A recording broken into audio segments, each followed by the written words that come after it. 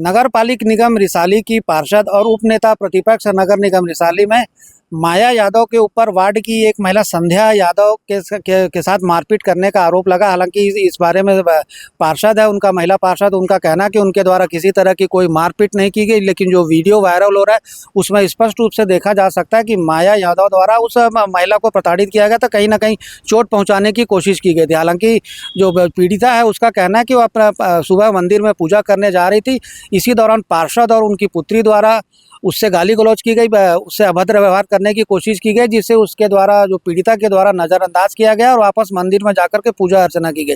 उसके वापस लौटने के उपरांत भी ऐसी स्थिति को देखने को मिली। इसी दौरान दोनों के बीच किसी बातों को लेकर के विवाद हुआ और इसमें यह जानकारी मिली है कि जो महिला है संध्या यादव, उसके द्वारा नगर निगम रिसाली की महापौर और आयुक्त को वार्ड में जल भराव की स्थिति होने के साथ साथ अन्य जो खामियां उसकी जानकारी दी गई थी, जिसकी वजह से माया यादव उससे नाराज चल रही थी।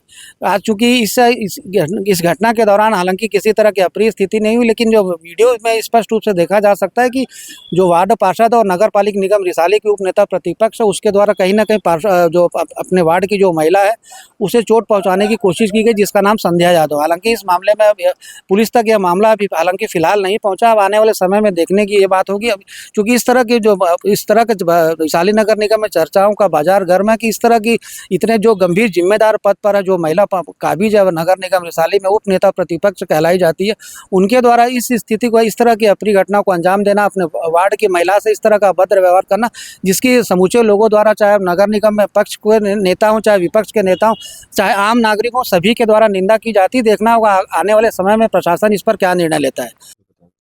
सर, हमारे पड़ोस में संध्या सिंह और सूरज सिंह करके एक बीएसएफ वाले घर में रहते हैं, और जब इंक्वायरी आई थी तो मैंने लिख करके दिया कि ये फैमिली किराए पे रहती है और अगला बंदा उनसे घर खाली करवा रहा है। इसी का दुश्मनी ले करके इन लोगों ने मेरे साथ मारपीट कर रहे हैं, और आज से नहीं सर, 2 महीने से ये कंटिन्यू चल रहा है।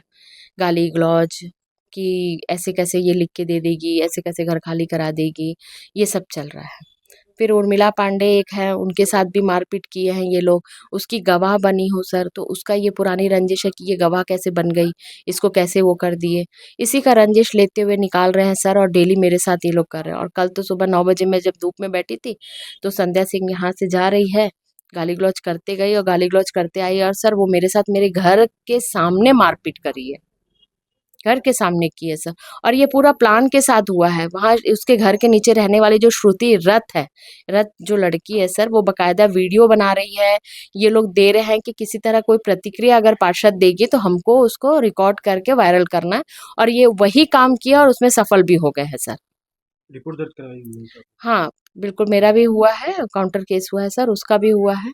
लेकिन आपके माध्यम से, आपके चैनल के माध्यम से मैं जी ज़रूर ये कहना चाहूँगी कि जब एक जनप्रतिनिधि का ये हाल है और इस तरह से गुंडागर्दी हावी है यहाँ पे, तो आम जनता का क्या हाल हो रहा होगा आप ये सोच सकते हैं कि किस तरह डर का माहौल है। ये सुधा भावसागर, उसके बेटे समीर, कुणाल, संध्या, सूरज, मनोरमा चंद्राकर और ये जो फैमिली है, इससे किस तरह से पब्लिक।